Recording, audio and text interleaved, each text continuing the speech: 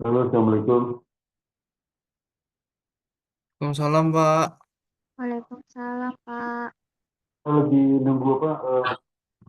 Stoknya lagi loading ya, belum terlalu juga nih. Ini pakai AC nih, ini pakai AC.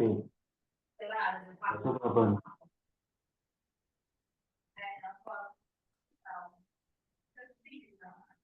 Lama loading ini.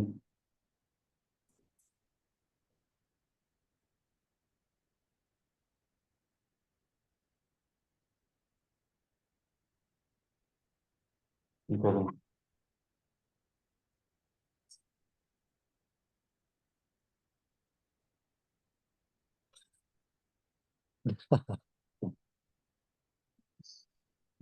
Cakra. Backgroundnya cakra.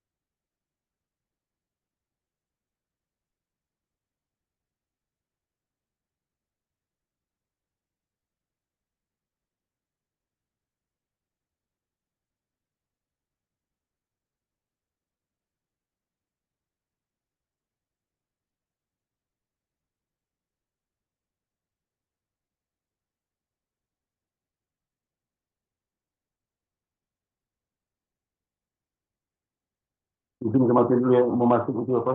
Laptop ya.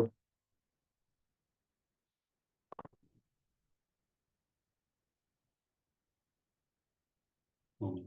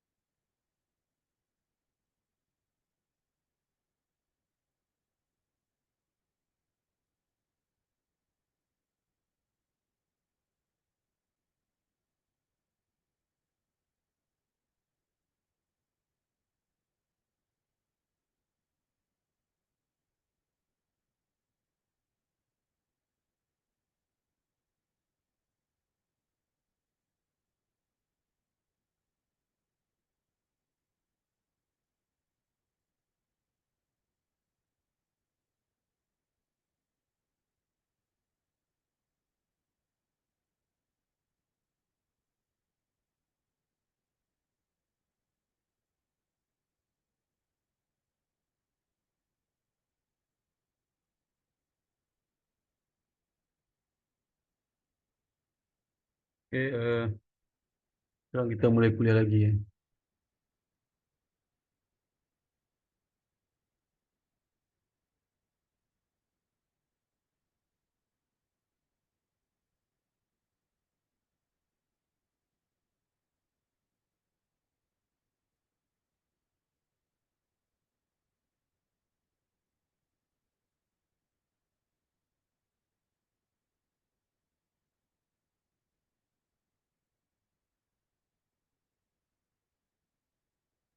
Kelihatan belum? Kelihatan PowerPoint-nya? Sudah ya, Pak? Oh, Sudah, ya. Pak. Sudah, Pak. Oke, kemarin sampai halaman 33 ini ya. Saya lanjutkan yang apa yang kedengaran nggak ya? Halo? Terdengar, Pak. Kedengaran, Kedengaran, Pak. Pak. Oke. Eh, Sekarang masuk kegiatan usaha lembaga pembiayaan ekspor Indonesia ya. Jadi kegiatan usaha LPI ini pertama itu pembiayaan ya, pembiayaan khusus pembiayaan ekspor ya. Kita ekspor ini eh, terutama pembiayaan ekspor menengah ke bawah kayaknya. Ya kalau yang kita lihat nanti ya, kemudian penjaminan, kemudian asuransi dan jasa konsultasi. Ya.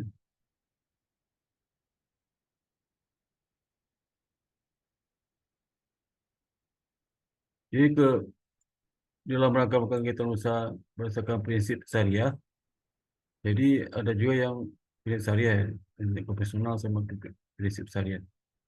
LPI wajib pertama membuka unit kerja khusus ya. Kalau di perbankan kan namanya UUS, apa? Unit usaha syariah ya. Usaha syariah UUS ya. Dan yang kedua, mengalokasikan modal tersendiri. Dipisah ya, antara modal untuk kegiatan prinsip syariah sama modal untuk yang kegiatan ekspor konvensional, pembiayaan konvensional. Kemudian melakukan pembukuan secara terpisah. Jadi kalau disatukan itu, di unit unit kegiatan syariah itu sendiri dibandingkan unit yang lain yang konvensional. Kemudian yang keempat, menunjuk Dewan Pengawas Syariah. Jadi salah satu perbedaan lembaga syariah, lembaga keuangan syariah sama lembaga keuangan yang non syariah lah, itu harus ada Dewan Pengawas Syariah. Kalau dia itu lembaga keuangan syariah, masuk perbankan syariah. Jadi di dalam bank konvensional tidak ada Dewan Pengawas konvensional, nggak ada ya. Cukup apa ketentuan Bank Indonesia sama OJK sama undang-undang perbankan. Yang kelima, tunduk pada fatwa yang dikeluarkan oleh Dewan Syariah Nasional MUI. Jadi lembaga pembiayaan ekspor Indonesia Syariah itu di samping tunduk pada undang-undang lembaga pembiayaan ekspor juga harus tunduk pada fatwa yang dikeluarkan oleh Dewan Syariah Nasional Majelis Ulama Nasional Indonesia, Dewan Syariah DSN, singkat DSN. Bagaimana sumber peranan LPI ya? Untuk membiayai kegiatan lembaga pembiayaan ekspor Indonesia hanya dapat memperoleh dana dari, ini tidak boleh dana pihak ketiga ya, seperti tabungan, deposito, giro itu tidak boleh. Karena dia bukan lembaga uang perbankan, lembaga keuangan bank. Lembaga keuangan bank boleh dana pihak ketiga seperti BPR, kemudian bank komersial umum ya, kemudian bank komersial syariah itu boleh ambil dana dari masyarakat. Kalau ini nggak boleh, tapi walaupun lembaga pembiayaan, tapi dia walaupun namanya Bank Ekspor Indonesia, tapi dia bukan perbankan itu. Ini lembaga pembiayaan ekspor khusus ya. Karena mereka beroperasi berdasarkan undang-undang yang dibentuk oleh pemerintah terkait dengan LPI. Jadi dana itu bersumber dari penerbitan surat berharga. Jadi kalau dia obligasi itu boleh ya. Dia terbitkan obligasi, terbitkan dana. Ya. Kalau terbitkan wesel jangka panjang bisa ya. Gitu. Kemudian pinjaman jangka pendek jangka menengah, atau jangka panjang. Sumber pinjaman itu dari pemerintahan asing boleh, pemerintah asing. Misalnya kalau Malaysia mau pinjamkan dana ke lembaga pihak ekspor boleh. Tapi ingat ya, dia tidak ada apa ke publik ya. Karena 100% LPI ini dimiliki oleh pemerintah. Jadi nggak mungkin ke publik. Karena dalam ketentuan undang-undangnya itu, apabila LPI ini rugi, maka rugi ditanggung oleh APBN. Jadi kalau kerja di LPI ini, yang khawatir akan bangkrut atau ditutup, ya. Kalau rugi pun akan ditanggung oleh pemerintah, APBN. Ya. Beda sama Bank Mandiri. Bank Mandiri itu kalau rugi ya tanggung sendiri ya. Kalau nggak disuntik dana oleh pemegang saham pemerintah ya kolab ya. Karena nggak ada undang-undang perbankan yang mengharuskan kerugian bank pemerintah itu ditanggung oleh APBN. Itu anggaran pemerintah. Nggak ada. Jadi ditanggung loh ya kerugian itu. Jadi boleh dia pemerintah asing, tapi dalam bentuk pinjaman, boleh dalam bentuk peran saham ini. Lalu lembaga multilateral, seperti apa ADB, Asian Development Bank atau Islamic Bank itu boleh. Bank serta lembaga keuangan dan pembiayaan baik dari dalam maupun luar negeri. Dengan pemerintah dan atau itu apa hibah itu, hibah juga boleh. Ya. Jadi selain memperoleh dana dari sumber-sumber sebagaimana disebutkan butir 1, 2, maka LPI bisa juga membiayai kegiatan dengan sumber pendanaan dari penempatan dana oleh Bank Indonesia. Boleh ya. Di Bank Indonesia mau tempatkan dana di sini boleh. Karena Bank Indonesia itu bukan bagian dari pemerintah. Jadi LPI itu bukan dimiliki oleh Bank Indonesia, tapi dimiliki oleh pemerintah melalui Kementerian Keuangan ya. Ya, langsung ya, pemerintah memiliki. Karena undang-undang maka diwakili DPR juga nih, DPR. Ya. Akad yang digunakan dalam pendanaan berdasarkan prinsip syariah dapat berupa akad apa, mudharabah, akad mudharabah mustarakah, akad hijarah, akad murabahah, akad qard, dan akad apa jual, akad jualah dan atau akad-akad lain sesuai dengan penetapan. Ini semua akad apa muamalah antara manusia-manusia, perikatan dagang, usaha dan sebagainya itu bisa dilaksanakan oleh lembaga pembiayaan ekspor. Itu khususnya untuk kegiatan ekspor ya. Ya.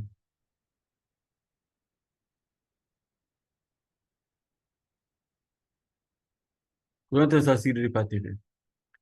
Jadi LPI ini wajib menerapkan prinsip kehati-hati dalam mengelola tagihan dan atau kewajiban yang timbul dari transaksi derivatif ya. Jadi meskipun apa LPI itu dijamin oleh pemerintah mengenai kinerjanya, tapi bukan berarti direksinya itu seenaknya bekerja ya. Kalau kinerjanya memburuk kan segera diganti gitu. Ya. Jadi ditanggung oleh pemerintah kalau saat terakhir rugi yang bisa diatasi oleh direksi baru apa pemerintah yang menanggung. Atau dalam kondisi khusus ya, khusus. Nah, transaksi derivatif hanya dapat dilakukan dalam rangka lindung nilai, hedging ya. Hedging bukan untuk spekulasi ya. Jadi dalam menghitung nilai risiko transaksi derivatif, BPI dapat melakukan saling hapus ya, sell off panjang memenuhi persyaratan sebagai berikut. Ya. Pertama, merupakan instrumen sejenis ya. Jadi kalau dia sesama apa option atau sama future forward itu boleh. Kalau memiliki transaksi yang mendasari underlying transaction yang sejenis. Jadi kalau dia itu biasanya option beli saham, sahamnya sama, emiten sama gitu ya. Ya. Kemudian memiliki valuta yang sama, dolar. Jadi kalau dia beli opsi beli dolar itu bisa ya. Kemudian dilakukan dengan pihak lawan, counterparty yang sama. Ya. Jadi sudah kontrak option beli, dan dalam sisi lain soal kontrak jual juga dengan orang yang sama atau counterparty yang sama, mempunyai jangka waktu yang sama. Ya. Ini syarat boleh di set off ya, saya ngapus ya. Yaitu dalam perjanjian pihak netting agreement. Jadi berdasarkan peraturan perundang-undangan yang berlaku. Jadi ini yang set off itu bisa contoh ya. Bisa sudah apa uh, option beli dengan atau swap lah, swap swap piutang valuta asing dengan PTA. Kata PTA itu kontrak swap utang dengan saudara gitu. Utang dengan saudara, dengan perusahaan saudara. Misalnya swap piutang itu dengan si A itu $700, tapi swapnya utang itu $500, ya. Nah, itu sudah hapus, ya, sisanya nanti 200 pada swap piutang gitu, selisihnya itu. Yang kelihatan neraca lah swap piutang aja 200, bukan 700. Kalau swap utangnya hilang, tapi orang sama ya, yang waktu sama, PT yang kontrak perusahaan PT itu sama juga. Kalau beda nggak boleh, bisa di set off ya. Itu ada perjanjian juga netting agreement. Kelihatan bukti netting agreement itu adalah ada set off antara kontrak jual option dengan kontrak beli option. Jadi option jual dolar, kontrak dengan option beli dolar itu bisa di set off ya. Nah, bagaimana pelaporan LPI ini? Jadi LPI ini wajib menyampaikan laporan kepada Menteri dan Otoritas Jasa Keuangan. Jika ada kepada Menteri Keuangan. Jadi terkait laporan keuangan bulanan, laporan kegiatan usaha semesteran, laporan keuangan tahunan yang diaudit oleh Kantor Keuangan Publik. Hal-hal lain yang dapat mempengaruhi kegiatan usaha atau keadaan keuangan LPI, unit kerja sehari wajib menyampaikan laporan bagaimana maksud pada butir A, B dalam undang-undang LPI, huruf D secara terpisah. Kalau hal LPI belum menyampaikan laporan keuangan, kadang-kadang sanksi administrasi. Nah, pasal 332 ya. Berdasarkan ketentuan undang-undang di pengawasan lembaga pembiayaan ekspor. Pertanyaan siapa yang mengawasi LPI ini? Kalau ada undang-undang tersendiri, berdasarkan ketentuan undang-undang LPI, pembinaan dan pengawasan dari LPI dilakukan oleh Menteri Keuangan, bukan oleh Bank Indonesia, ya, bukan pula OJK ya. Kemudian ada salah dengan Undang-Undang Nomor 21 2011 tentang OJK yang terakhir menyatakan bahwa OJK melaksanakan tugas pengaturan dan pengawasan terhadap kegiatan lembaga jasa keuangan lainnya. Ya, termasuk dalamnya LPI.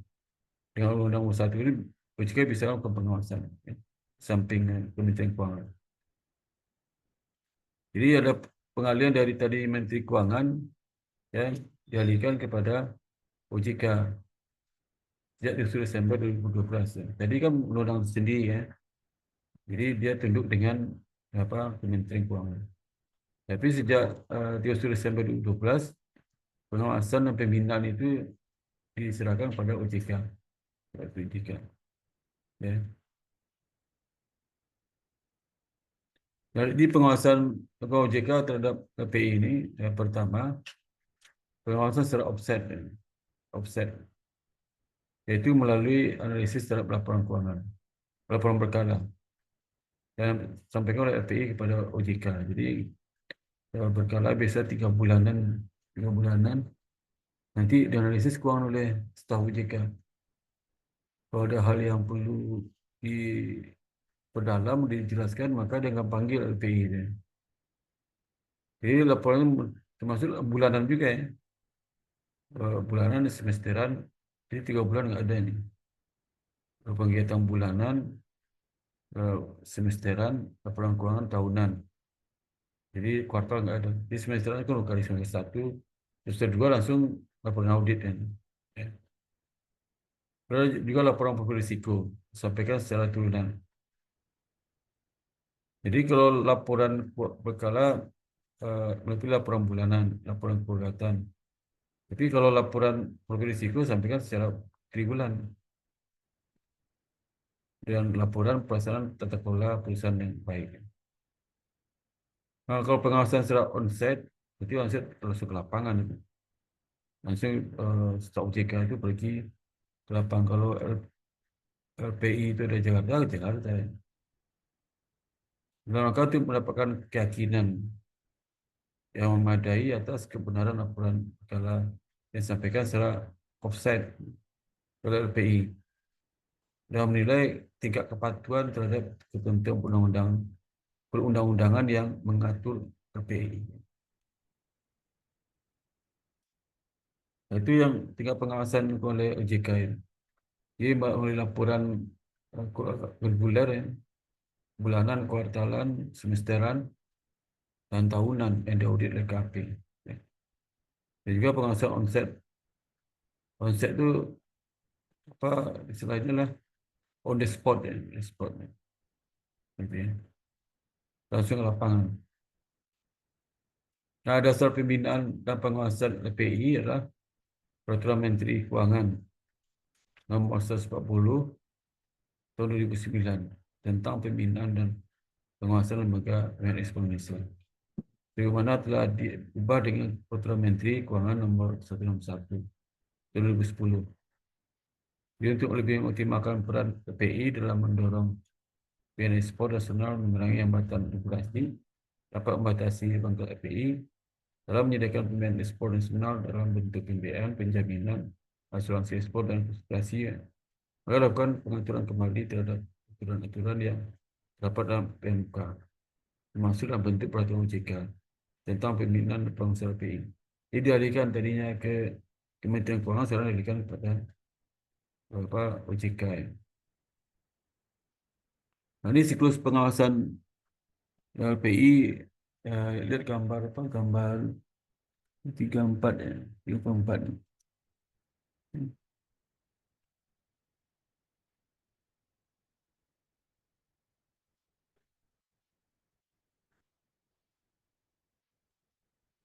Jadi tahapan ini dia berputar aja.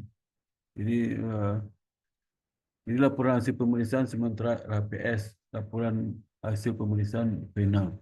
Pertama persiapan dulu, persiapan pemeriksaan, kemudian pelaksanaan secara jam ya, kemudian pelaksanaan pemeriksaan, kemudian pelaporan hasil pemeriksaan.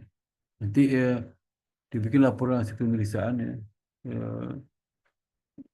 Kedua ya, kemudian ketiga memperoleh keyakinan mengenai kondisi perusahaan di onset, meneliti kesesuaian kondisi perusahaan dengan peraturan perundang-undangan serta standar prinsip praktek penyelenggaraan usaha perusahaan yang sehat. Dan setelah berkara paling kurang 1 kali dalam 1 bulan, maka lakukan apa pengawasan itu disebut terhadap LPI.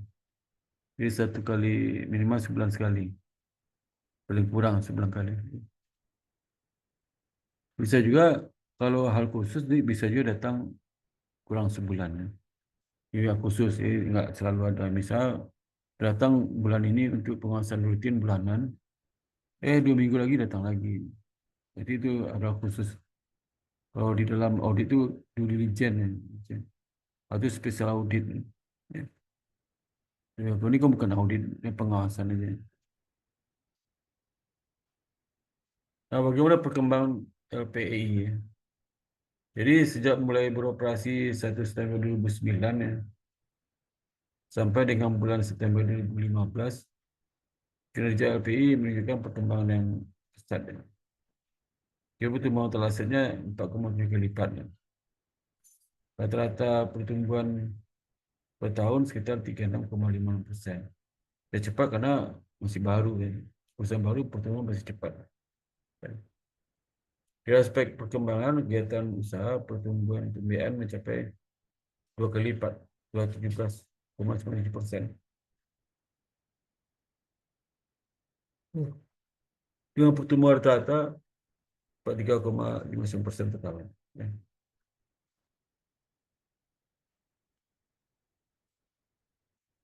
Ini surat pertumbuhan PPI itu. Jadi saya lihat lagi laporan PPI itu. Ini kan tahun berapa ni? 2009 sampai 2015 ya. Jadi penguatan bank pada bank 2009 baru 2,5 ya. Bulan 2015 September sudah mencapai 8,8. Jadi ada sekitar apa 3 kali lebih ya. Hampir 30% lebih peningkatan pendapatan pada bank. Jadi ada perkembangan aset cukup baik ya. 2009 sampai 2015. Karena dia satu-satunya lembaga pemain ekspor kan. Satu-satunya ada yang lain ya. Yang khusus ya, yang pemerintah. Dan kalau lihat dari sisi surat berharga dimiliki, Desember 2009 baru 1,3 juta, tapi tahun 2015 turun ya, 486,293. Kemudian surat berharga dimiliki ini turun kenapa? Mungkin dicairkan terutama tahun 2009 sampai 2010. Habis itu agak stabil kan, sekitar 400-an, 400-an, 500-an. Ya. Jadi tahun 2019 dari 1,3 juta turun jadi 400-an surat berharga dimiliki. Dalam ini dalam juta rupiah ya.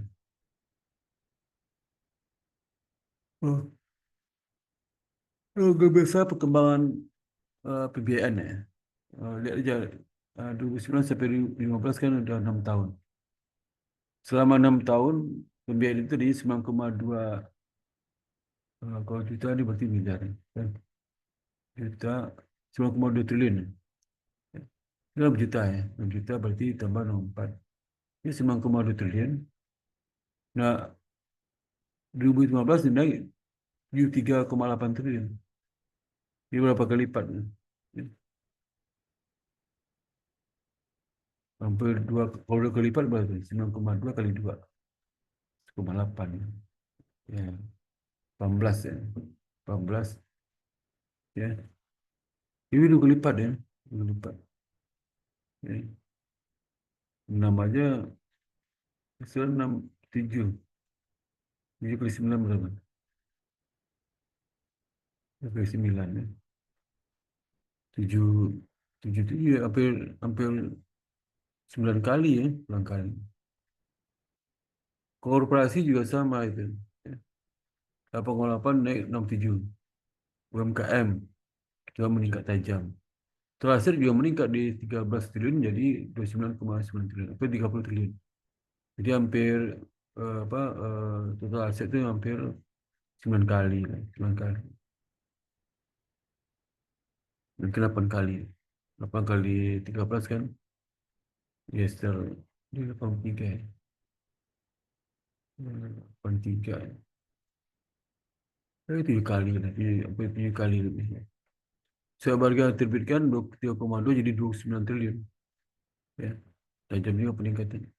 Pinjaman terima 4,8 jadi sekarang sudah 39,392 triliun. Yang terima di lembaga keuangan negara lain macam-macam. Ya. Total hutang 8,6 naik 71,9.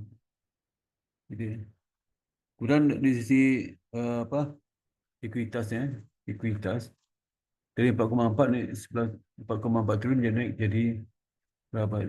11,5 triliun. Ya.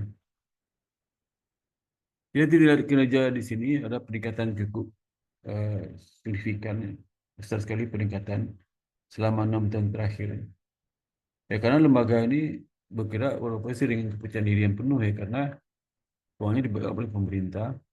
Dan yang kedua juga ini salah satu lembaga pembiayaan ekspor ya. Dan itu eh, mereka dapat pinjaman dari lembaga keuangan lain, lembaga pemerintah dan sebagainya. Dan juga dana dana dari Bank Indonesia juga ya, salurkan ke LPI.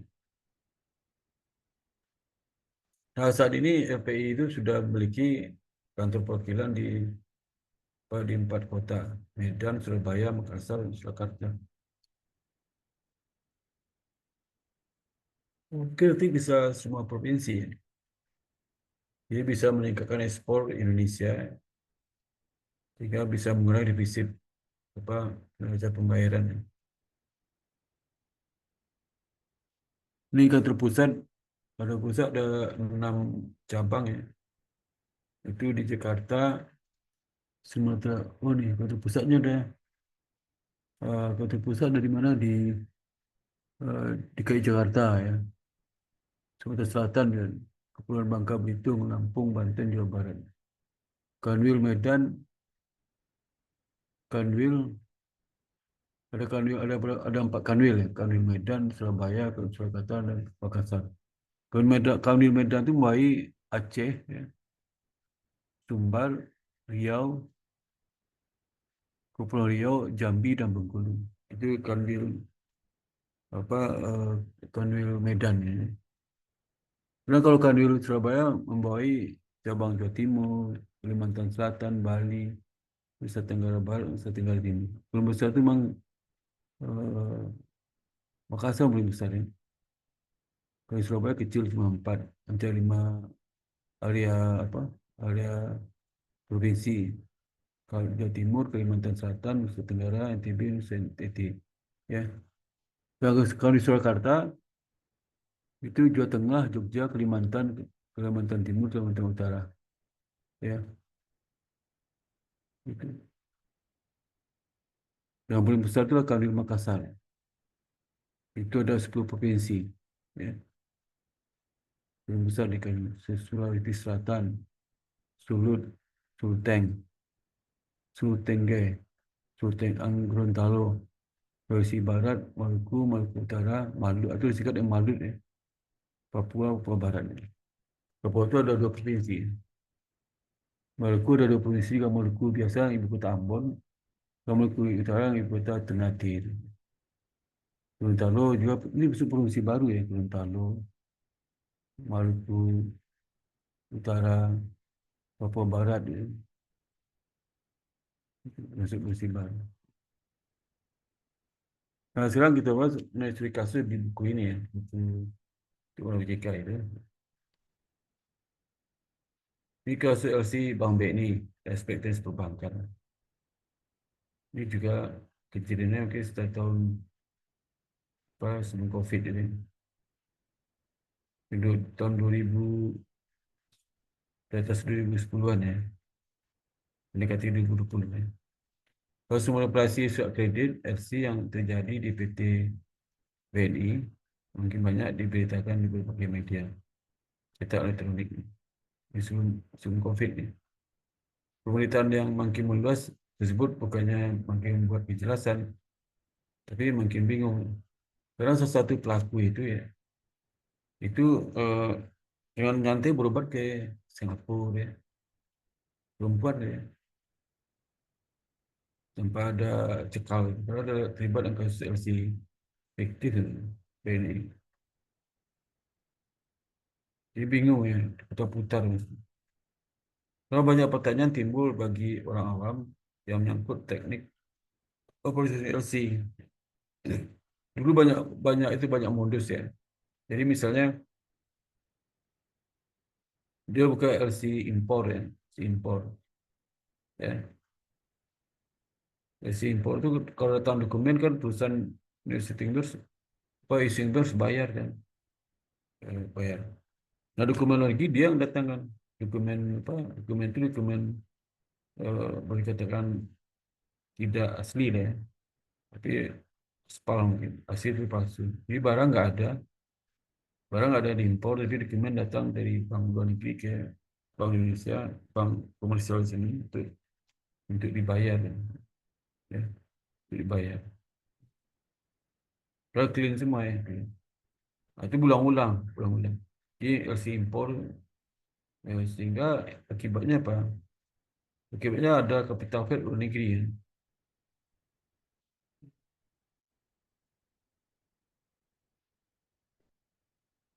Jadi di samping orang awam juga menyangkut teknik personalnya yang orang awam nggak ngerti serta aspek hukumnya.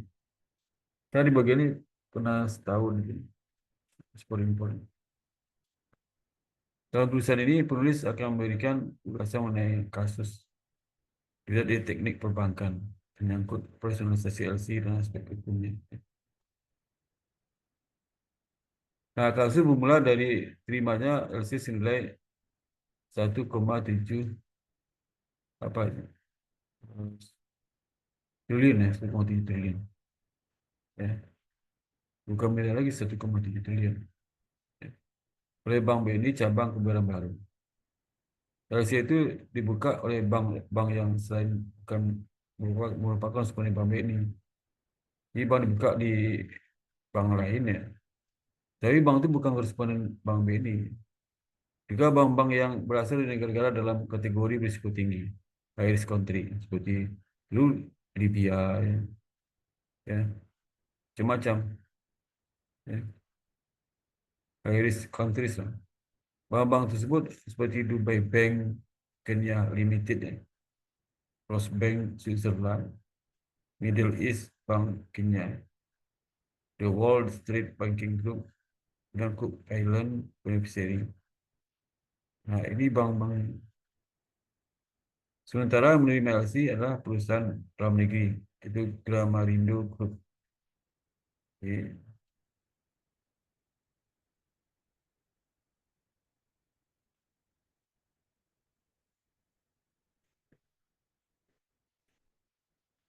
Jadi artinya itu masalah ada ekspor ya. Jadi buka LC itu di bank luar negeri. Jadi bank sini sebagai hosting bank. Jadi LC ekspor. Ya.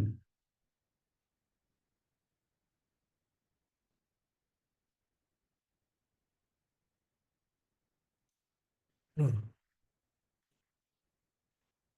Tapi komoditi yang ekspor adalah pasir kuarsa dari situ minyak dengan negara tujuan Kenya dan beberapa negara Afrika.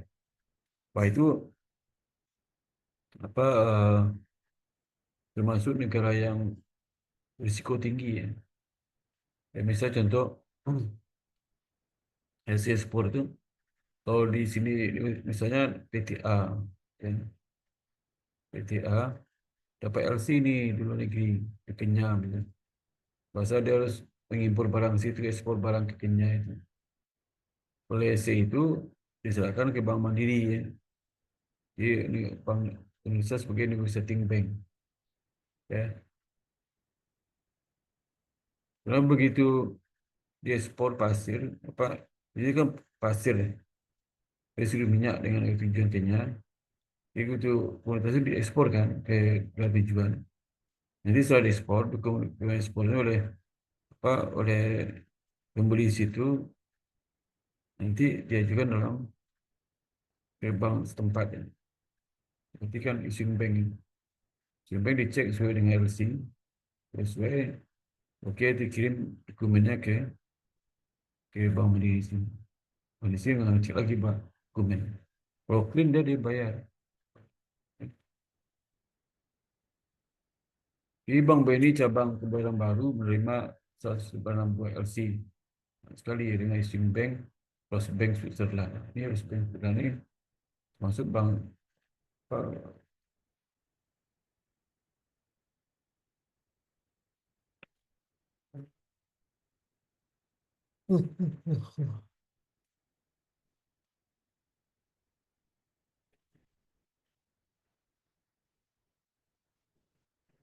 juga Dubai Bank Kenya Ltd. Ini bukan Bank Dubai, tapi ada Kenya. Kenya itu kan negara Afrika. The Wall Street Banking Corp, Middle East Bank Kenya Ltd. Ini bank-bank yang berkoresponden di Indonesia ini. Nah, karena BNI belum punya bank koresponden langsung dengan bank-bank tersebut, dia pakai bank mediator itu Amex Bank dan Standard Bank. Dia bisa pakai itu. Jadi nanti LC yang terbit oleh Bank Middle East Bank itu, nanti dari situ dijual ke Amex Bank yang di Kenya. Amex itu menyampaikan ke Indonesia kota pusat, bank di pusat. Pusat menyampaikan ke cabang, cabang menyampaikan ke nasabah pasal terima LC. Besok barang dikirim ya.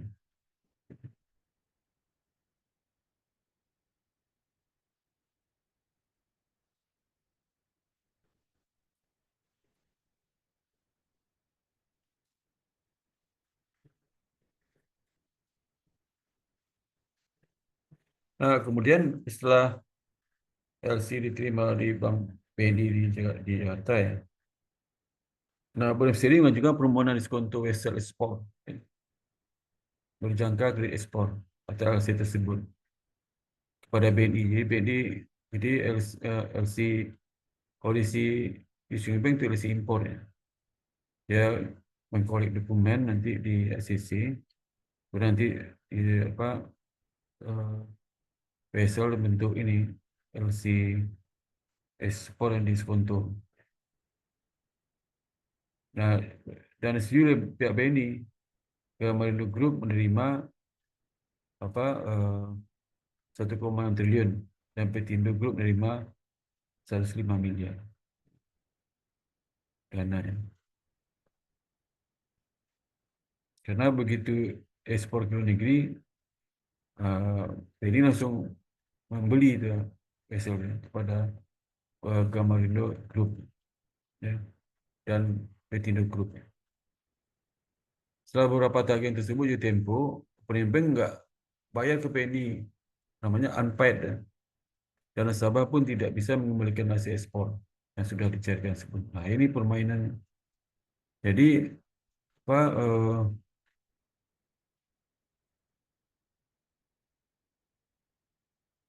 di issuing bank di Afrika itu kalau di tempo ditagih BNI dia nggak bayar, ditagih ke nasabah sini nggak bayar juga. Alasan penimbang mungkin alasan nasabah yang di Afrika itu nggak bayar ke bank itu, bank yang bersangkutan, sehingga dia bayar ke Indonesia. Itu risiko LC sembarangan di mana menerima LC dari Afrika yang risiko tinggi. Saya dulu pernah itu saya kerja di perbankan ya, dengan LC ekspor. Itu 2 kali nggak dibayar, itu dari Afrika. Libya juga sama. Waktu itu ya. Akhirnya untung aja nasabah yang menerima LC di kita itu dia di Fitur bank tempat saya bekerja, sehingga dia mau menyicil apa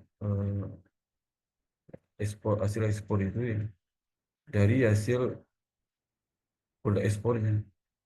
Ekspornya melalui Bank Bapindo, ekspor dari perusahaan yang pakai LC. Nah, kasus ini lah di mana nasabah nggak bayar kan, nasabah Indonesia ini nggak bayar, di PT ini nggak bayar, dan PT Kamarindo sama PT ini nggak bayar. Alasannya uangnya udah nggak ada, 1,6 triliun kan? Sama 105 miliar, totalnya 1,7 triliun ya. Akhirnya juga polisi lah, akhirnya ketahuan bahwa kita ekspor itu fiktif ya. Fiktif. Tidak ada barang diekspor ke Afrika dan tidak ada juga Afrika itu menerima barangnya ya. Nah, hasil investigasi polisi ya, itu dari 1,6 dikembalikan cuma 542 miliar. 1,2 triliun nggak dikembalikan. Nah, pensiun kemudian di BNI. Oh, ibu nih. Ya. Tahun sebelum COVID, mungkin 2018 ya. Ya. Bagaimana menanggapi kasus ini? Jadi Bang Benny mengatakan tidak ada ekspor fiktif dan belum ada kerugian. Coba bayangkan. Ya. Belum ada kerugian kalau seandainya apa hasil ekspor itu tidak dinego oleh Benny sehingga dia mengambil alih dokumen apa dia beli dokumen itu ke eksportir. Jadi dia tagih ke bank lain, ke bank luar negeri itu. Dia hanya potensi kerugian, potensi loss. Karena tadi katanya bank-bank di Amerika itu nggak bayar, berarti kan ampet. Ya, apakah pertanyaan adalah apa mungkin kerugian sebesar itu terjadi tanpa ekspor fiktif? Ya, ya pasti ekspor fiktif loh. Kalau nggak ekspor, kalau ekspornya adil ya, pasti bank luar negeri itu kan bayar. Kalau dia kena sanksi UCP, UCP 700 gitu. Ya, sekarang udah lebih lagi. Dulu UCP 700. Minimnya informasi mengenai sistem pembayaran perdagangan nasional. ILC menimbulkan semakin banyaknya pertanyaan. Ini kasus pengumpulan Bank BNI. Ya. Nah, apa solusinya? Sistem dan prosedur pengamanan transaksi LC, khususnya di bank BUMN, termasuk juga Bank BNI, cukup baik karena telah dibangun dan disempurnakan selama bertahun-tahun. Antara lain berdasarkan pengalaman kurang baik masa lalu, tetapi sistem pengamanan yang baik saja tidak cukup. Masih diperlukan sikap dari mental integritas dari petugasnya. Jadi meskipun sistemnya bagus ya, tapi mental staf itu nggak bagus ya. Bagi petugas bank saja yang melanggar sistem dan prosedur dengan tujuan yang tidak baik, maka bisa bocor juga bank itu. Jadi bank itu akan menghadapi tidak dilematis antara pengamanan dan pelayanan kepada nasabah. Pengamanan terlalu ketat akan menghasilkan pelayanan yang jauh ke nasabah. Jadi harus ada trade-off lah ya. Di satu sisi pelayanan tetap baik ya, sisi harus kehati-hatian penting. Dan kontrol cek penting juga.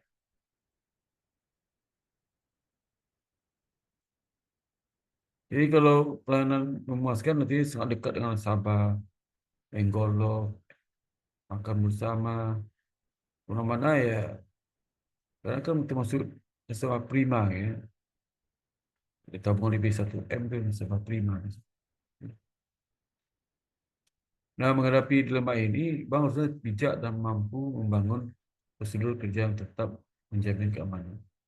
Namun pelayanan bank memuaskan nasabah. Saya kalau saya melayani nasabah ya, dengan baik, siapa yang money golf, dia bukan berarti sudah dibayarin golf oleh mereka. Gitu. Itu bahaya.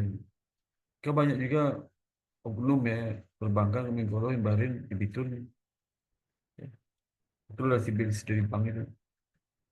Dia bangga juga tuh dibayarin sama debitur. Bayangin itu. Padahal di balik itu semua ada mau debitur dan tentu akan merugikan bank itu sendiri ya. Dari penelitian itu ternyata transaksi dalam kasus Bank BNI itu merupakan transaksi bermasalah dengan indikasi transaksi tersebut dilakukan tanpa mengikuti ketentuan Undang Bank BNI. Transaksi LC, kedua grup usaha yang menjadi beneficiary telah negosiasikan oleh Bank BNI. Negosiasi itu maksudnya dokumennya dibayar oleh Bank BNI. Tunai gitu ya, tunai bayar. Bukan bukan bukan bank ekspor mau dibayar enggak? Ya, bukan apa bukan dibayar oleh importer luar baru dibayar enggak? Sebelum itu dokumen dikirim ke luar negeri, BNI udah bayar, ya. Udah bobol di bank. Kalau tidak ada kegiatan ekspor sesungguhnya, hanya dokumen aja. Dokumen itu bisa dibayar oleh pihak terlibat di situ. Ya. Nah, banyak itu ekspor, pihak pelabuhan, bea cukai, pihak perdagangan, KPM mungkin ada juga. Ya. Kemudian swasta yang orang dikemas macam-macam, banyak sekali itu. Kalau dokumen itu se-Amerika kan, tinggal negosiasikan ya berapa.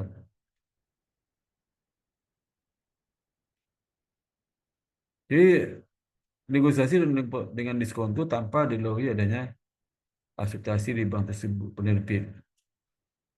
Kan bahaya itu. Akseptasi dulu baru dibayar dokumen itu, akseptasinya. Ya. Tapi sering ya, saya dulu waktu di LC Ekspor itu, begitu dokumennya clean ya, nah saya kirim, sebelum saya kirim itu, saya bayar itu kepada nasabah, hasil negotiating LC itu. Ya. Walaupun akseptasi LC ini belum datang. Di samping itu, dokumen-dokumen LC mengandung penyimpangan dan LC dilakukan tanpa kelengkapan dokumen. Ya, jadi ini parah ini memang sengaja mengumpulkan Bang Beni.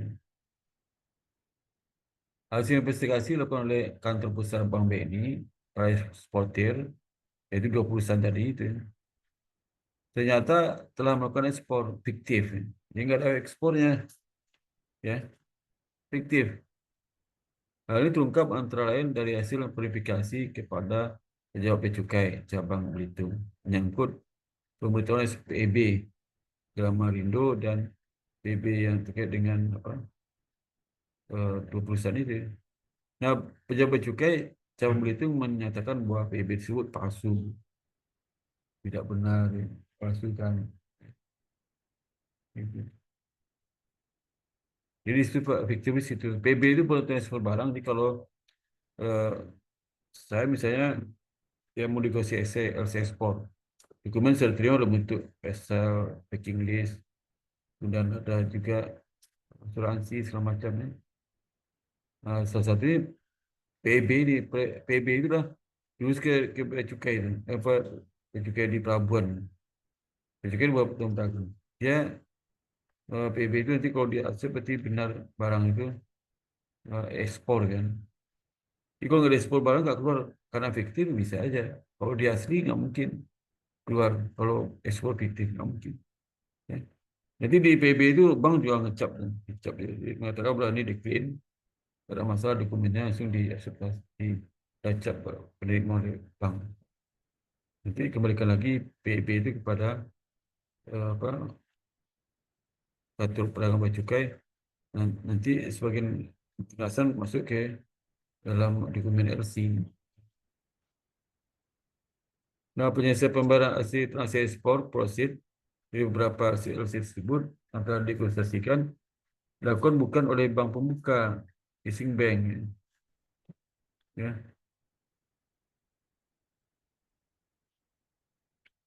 Pembayaran jadi paling macam-macam, bukan leasing bank bayar. Mereka dilakukan oleh para eksportir sendiri dan cara melakukan penyetoran dan atau melalui perlambatan rekening para eksportir tersebut. Ya. Dia langsung, saya nggak boleh langsung kan. Dia langsung, ya, harus kan bank yang bayar. Ya. Ini malah importirnya yang bayar. Nah, sebenarnya diketahui ya, atas laporan kantor besar Bank BNI pada tanggal 30 November 2003, sorry. 2003 ini, heboh nih. Pas tanggal pendirian EBS, EBS kan pendirian bulan Juni, operasi EBS kan tanggal 1 September. 2003 ini 30 September. Nah, pihak kepolisian telah menahan pegawai Bank BNI kebaran baru yang terlibat, yaitu Kusadiwono, mantan pemimpin cabang BNI kebaran baru. Dan Edi Sastoso. Berarti Pak terlibat. Kalau staff nggak bisa punya kewenangan. Ya. Dan Edi Santoso, mantan customer CS manager luar negeri. Di staff ekspor impor. Ya. Dia berkolaborasi dengan kepala cabang gitu ya. Anak kesayangannya kali itu ya. Dia berbuat jahat. Ya. Dia habis 1,7 triliun. Itu orang nggak jelas berita. Ya. Yang itu ditangkap polisi itu. Kusadiwono. Jadi karena bank itu kan tidak terlibat fisik barang gitu. Jadi dia nggak salah bank itu. Ya. Yang masalahnya dia tidak bisa mengecek keaslian dokumen. Dokumennya palsu semua. Ya. Ya, sudah konfirmasi dan sebagainya. Ya. Ya, demikian sampaikan apa hari ini ya. Hari jam menunjukkan jam 8 ya 1 jam ya. Ya. Kalau kita saya jam 9. Ya. Nah, sekarang silakan presentasi satu kelompoknya. Kelompok siapa yang mau presentasi yang kasus itu diskusi ya. Siapa yang presentasi? Ya. Siapa yang presentasi? Ini saya tunjuk aja. Ya. Yang apa saudara apa Jasmine, topiknya apa? Kamu topik kasusnya apa?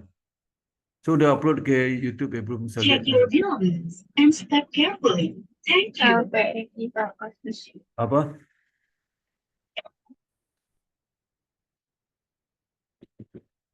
Apa kasusnya apa? Jasmine.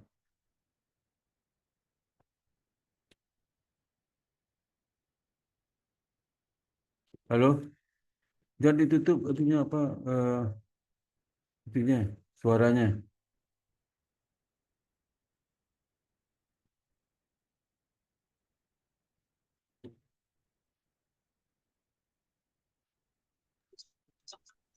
Halo Pak. Kasusnya apa kasusnya? Koreksi LPI yang mencapai 3,4 triliun Pak. Apa? Koreksi LPI yang mencapai 3,4 triliun. Apa nggak gitu jelas apa itu? Kasusnya apa? Korupsi LPI yang mencapai 3,4 triliun. Oh, korupsi ya. Kamu sumber dari mana ambil? Coba presentasi deh. Temanmu satu lagi Saya mana? masih di jalan Pak. Saya masih di jalan. Aduh. Dia yang apa Dani Iksan. Dani Ya, Iksan. Pak. Ya, Pak. Oh, presentasi deh kasusmu. Ya, Saya sama siapa kamu Dani sama siapa si sama siapa berdua kamu nih? Dani. saya sama Cakra, Pak. Ya berdua silakan. Dani Iksan. Saya tentang itu, Pak, kasus korupsi LPEI itu, Pak. Ya, coba kamu presentasi deh. Buka ya, share di sini share. Ya. Mau jelaskan Oh, kursi. Ya. oke, Pak. Sharing, Pak, di sini. Ya, share di sini.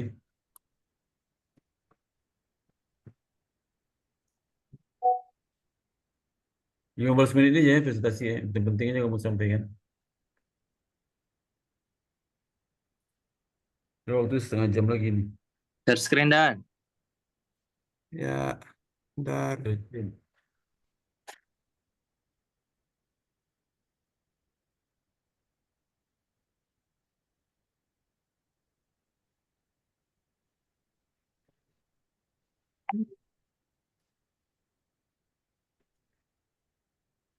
Ya silakan.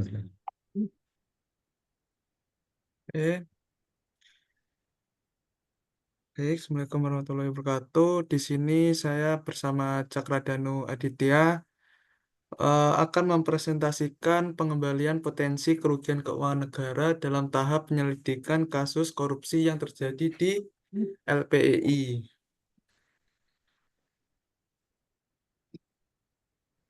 Nah, di sini akan dijelaskan oleh Cakra. Di sini ada latar permasalahan. Yang pertama, penjelasannya LPI adalah lembaga negara independen. Meskipun independen, LPI itu independennya masih belum jelas menurut Mokhtar tahun 2019. Nah, hal ini disebabkan oleh fakta bahwa ketika lembaga independen ini baru dibentuk, mereka ini memiliki tugas dan kewenangan sendiri yang masih terkait dengan pembatasan dan pembagian kekuasaan dalam melaksanakan tugas negara.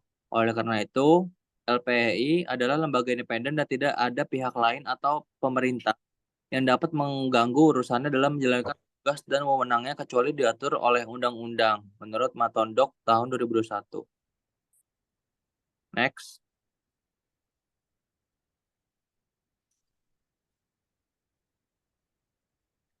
Selanjutnya di sini ada masih terkait LPI, masih awal, yaitu menurut Undang-Undang Nomor 4 Tahun 2023 tentang pengembangan dan penguatan sektor keuangan, LPI ini dibentuk tujuannya itu untuk mendukung kebijakan pemerintah dalam mendorong program ekspor nasional.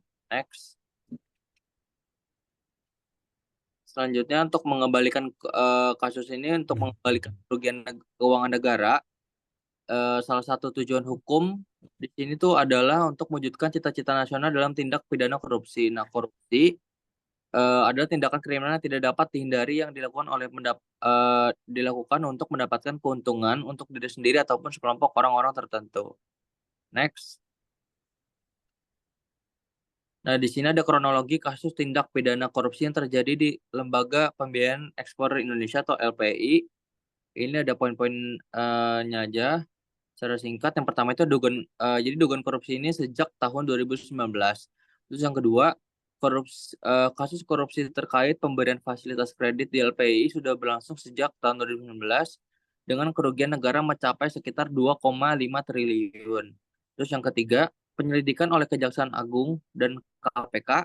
Terus yang keempat, kasus ini diserahkan ke Kejaksaan Agung oleh Menteri Keuangan Sri Mulyani pada Maret 2020.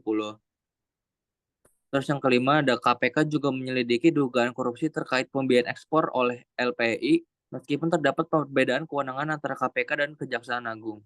Terus selanjutnya ada korupsi melibatkan beberapa perusahaan. Terus selanjutnya yang terakhir ada 4 perusahaan diduga terlibat dalam kasus ini, antara lain ada PT RII, PT SMK, PT SRI, dan PT PRS dengan total kerugian mencapai 2,5 triliun. Selanjutnya akan dijelaskan Dani.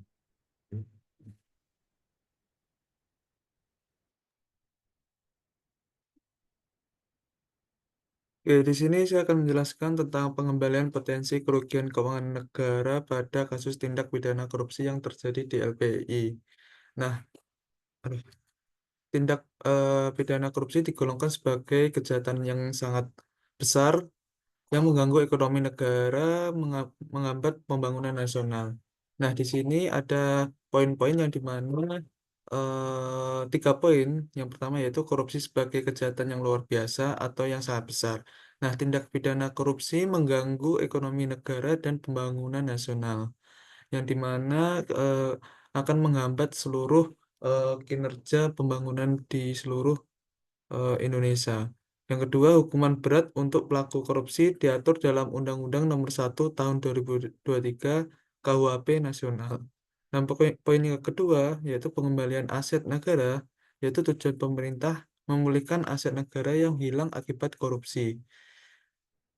Habis itu pasal 2 dan 3 Undang-Undang Nomor 31 pada tahun 1999, pengembalian kerugian negara dapat meringankan hukuman tetapi tidak menghapus tindak pidana.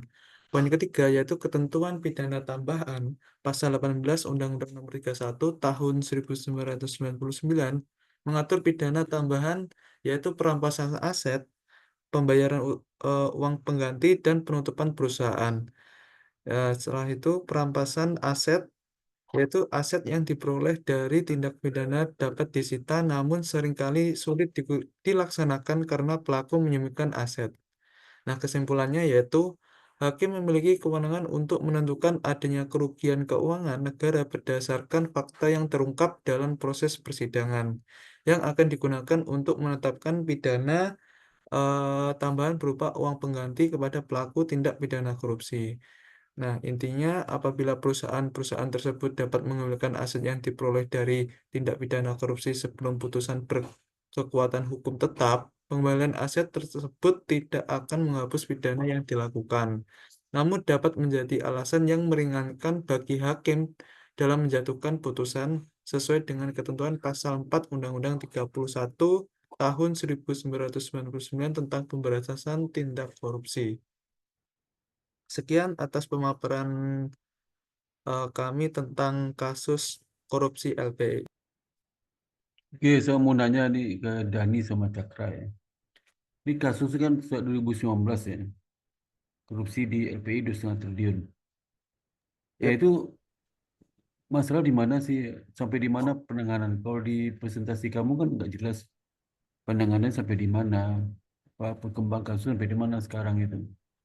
apakah mereka disidang atau gimana ya, atau apakah sudah ada disita asetnya, aset pelaku itu ya. Nggak jelas itu di dalam penjelasan kamu. Kamu hanya mengutip ada korupsi 2,5 triliun, kemudian eh, potensi pengembaliannya menurut kutip undang-undang kan, undang-undang pasal-pasal itu. Tapi penyelesaian kasus nggak kamu jelaskan. Nah, pertanyaannya sudah sampai di mana kasus sekarang itu? Kamu dapat dari mana informasi itu? Dari koran, dari laporan Dari mana? Hah? jurnal, Pak. Dari Jurnal, jurnal kan? Oh, jurnal, jurnal jurnal itu kan berita ada gitu, Pak, sama penyelesaiannya. berita Emang ada gitu. jurnal apa? Emang ada penyelesaian kasus? Tahu kamu di situ? Iya, Pak, ada. Mana nggak ada penyelesaian sampai di mana tuh? Nyari di Google, Pak. Iya, Ada. kamu Bentuknya penyelesaian kasus sampai di baru mana, oi? Bapaknya berita 7 November Apa? dari Detik News, KPK sita bangunan senilai 200 miliar. Dari berita Detik News, Ya, iya, tanggalnya sebuah Kamis berita 7 itu. November Ya, kasus sudah 2004. sampai di mana sekarang? Kasus sudah sampai di mana? Penyelesaian sampai di mana? Apakah pelaku sudah ditangkap, dihukum, Ini disidang, atau aset disita? KPK, Di mana? Belum ada penjelasan itu. KPK Hah?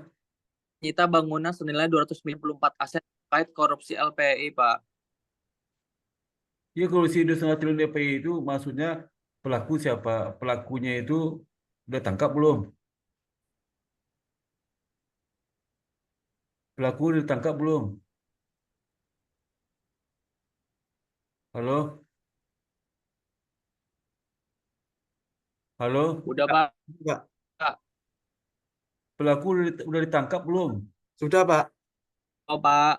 Bapak ngelek, Pak. Hah? Udah, Sudah, Pak. sudah. Kapan ditangkapnya? Pada 31 September kemarin, Pak, 2024, KPK telah menetapkan 7 orang tersangka yang terdiri dari Ah. penyelenggara negara dan swasta, Itu Pak. udah sidang, Pak. Udah sidang. Udah, Pak. Udah disita asetnya. Udah disita oleh para KPK, Pak. Terus hukumannya berapa tahun? Hukumannya masih belum ditentukan sih, Pak. Baru 7 orang yang tertangkap dan Ini belum eh, belum belum belum sidang, belum sidang. menduk Belum, Pak, masih ditetapkan, Pak. Masih iya, masih proses sidang. Mau sidang atau baru Masih, ditangkap aja? Pak. Apa? masih mencari Belum. bukti-bukti aset yang telah Itu kamu diduga ceritakan itu itu, nggak Pak. di laporan apa di papermu ceritakan nggak itu? Di papernya? Di paparannya belum lengkap sih, Pak. Iya, ceritakan lah. Itu kan kasus korupsi harus jelas kronologisnya seperti apa. Itu jelas itu. Orang siapa, pelaku siapa aja, dasar di mana, kemudian kerugian negara 2,5 triliun bentuk apa, ya. Itu modus itu seperti apa? Modus dia mengemplang LPI itu gimana modusnya itu? Modus gimana? Ceritain, ya. Gimana modus itu? Ya. Kalau jurnal sih nggak gitu detail kan sesuai kepentingannya aja. Jadi kalau mau Ya, lihat berita-berita itu gimana modus kan ada di berita adalah modus gimana kan, kronologisnya gimana, pelaku siapa kan, juga negara itu bentuk apa, itu disita bentuk apa, bahwa sekarang udah sampai sidang keberapa, ya. Dan tuntutan jasa berapa tahun kan tuntutan jasa tuh. Kalau di sidang jasa itu berapa tahun ya. Terus dari situ bagaimana jalan keluar supaya hal itu nggak terjadi lagi di masa datang. Kamu analisis saja. Ya. Misalnya kalau kronologis kamu tahu, wah dia curi pakai golok, apa sih? Jalan keluarnya eh, hati-hati. Kalau pakai golok ada cara mengatasi lah. Bagaimana kalau pencuri pakai golok apa yang harus dilakukan? Ya, supaya golok yang dipakai gimana caranya? Itu pencuri supaya pencuri nggak masuk ke bangunan itu apa yang dilakukan? Apakah ditambah pengamanan dan sebagainya gitu ya. Itu cara Mas- menulis kasus itu ya. Masih dalam proses penyidikan, Pak. Ya kamu sampaikan di laporannya. Bisa Iya. kamu ya, coba Pak. lagi di link ya. Itu ya. Baik, Pak. Boleh kamu memperbaiki presentasi, boleh juga perbaiki video, boleh silakan aja. Yap. Ya. Ini saya jelasin sekarang aja ya, Pak ya. Iya, videonya kamu Sekarang boleh gimana? saya boleh lihat videonya itu belum lihat saya. Ya. Oh, berarti sekarang nggak usah, Pak. Ya videonya gue perbaiki nanti videonya. Termasuk yang lain juga, yang lain kalau belum lengkap boleh perbaiki ya. Ya. Jadi modus itu penting tuh, modus dia korupsi itu seperti apa, cara gimana. Biasa kronologis itu ada diceritakan di koran kan. Ya. Terus kamu bisa analisis juga kasus itu supaya nggak terulang lagi apa sudah dilakukan oleh LPI ke depan. Apakah rekrutmen SDM yang punya integritas, kemudian ada sistem internal kontrol diperketat gimana gitu. Ya. Bisa seperti itu. Ya, ada pertanyaan lagi yang lain? Oke, ada pertanyaan? Belum ada, Nggak ada, Pak. Pak. Atau ada kita foto dulu, buka on cam semua. Ini hari Sabtu dulu ya. Reza mana? Si Reza mana tuh Reza? Reza mana? Buka si Reza mana tuh? Mana Reza, si Reza? Mana Reza? Datang nggak Reza itu? Oh ni, Muhammad si Reza. Halo? Halo? Bisa nggak kamu bantu saya delete si Reza ini? Dia bikin masalah ini. Bisa, Pak. Pertemuan sebelumnya dia keluar dari Zoom, sehingga Zoom saya itu waktunya 5 jam lebih itu, karena dia itu. Jadi video satu 5 jam ternyata Muhammad Reza nggak dimatiin tuh Zoom-nya. Sekarang juga kayak gitu juga tuh. Kalau siapa bantuin mendelete-nya? Delete dia tuh, nggak pesan-pesannya. Dia datang punya menghilang, oh itu nggak dimatiin. Baca itu, saya pingin delete dia tuh. Nah, ya.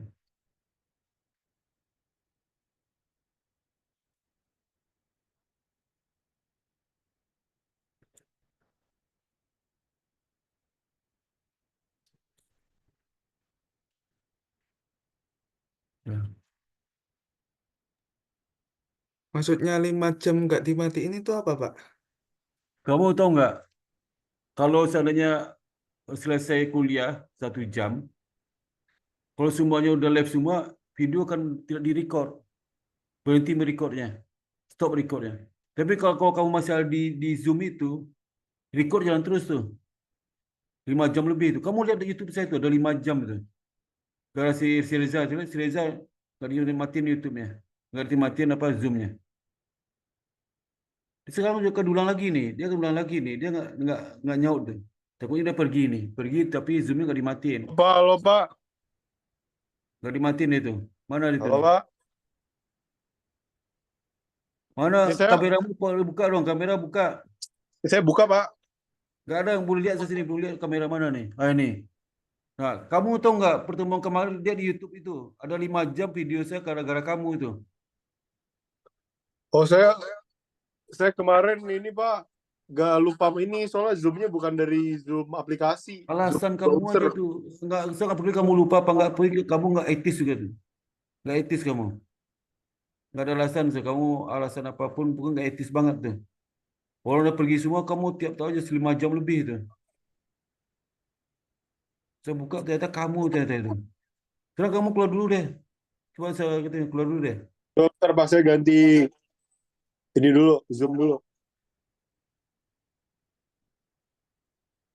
Ini pasang dua gitu, gimana gitu? Mau saya tadi mana itu? Udah saya ganti Pak. Kamu lihat di YouTube saya tuh ada 5,6 jam. Terakhir lihat aja tuh, kamu sendiri tuh yang nggak keluar dari Zoom, ya. Ini sumpah Pak, laptop saya emang kayak gini Pak. Aduh, Ada kayak alasan, dari kemarin ada alasan tuh. kamu itu. Beneran Pak. Biasanya saya juga ini. Nggak ada Saya alasan juga kamu, kan. jangan alasan kamu ke sama saya, pokoknya kamu seperti itu, kamu nggak lalai itu ya. Nggak ada alasan, kamu nabrak orang alasan macam-macam, nggak ada cerita itu. Sih, Pak. Sama kayak gitu tuh. Nabrak orang alasan, oh saya lagi ngantuk Pak, lagi tidur Pak, nggak bisa. Nggak ada cerita, kamu Lakumu seperti itu, nggak keluar dari Zoom, ya. Jadi orang pun lihat tuh, kok panjang banget 5,6 jam. Oh, apa ya, Kak, ada namamu situ tuh. Dari satu nongol terus nggak keluar selama hampir 5 jam, ya, 5 jam. Oke, saya foto ya. Oke, Pak. Maaf, Pak. Oke, 1, 2, 3. Ini siapa lagi nih? Si Fiosin mana itu? Nggak nyalain itu. Potensi nggak tetap nyala nih. Udah, boleh live, boleh live, boleh live. Maaf ya, Pak. Makasih, Pak. Sebab Makasih, saya Pak. berharap banget, Pak. Malam, Pak. Makasih, Pak. Makasih, Pak. Pak, maaf ya, Pak.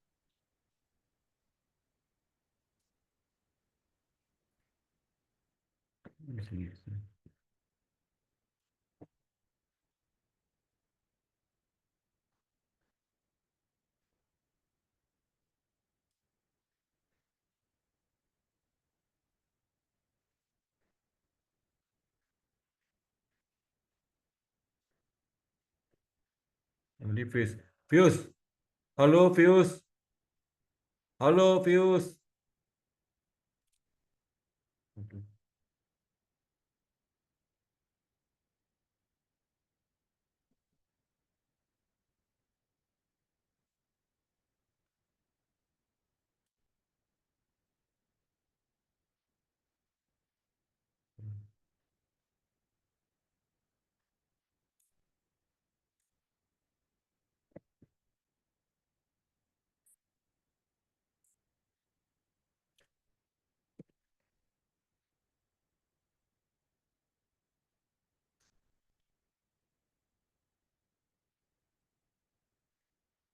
Halo, Fius.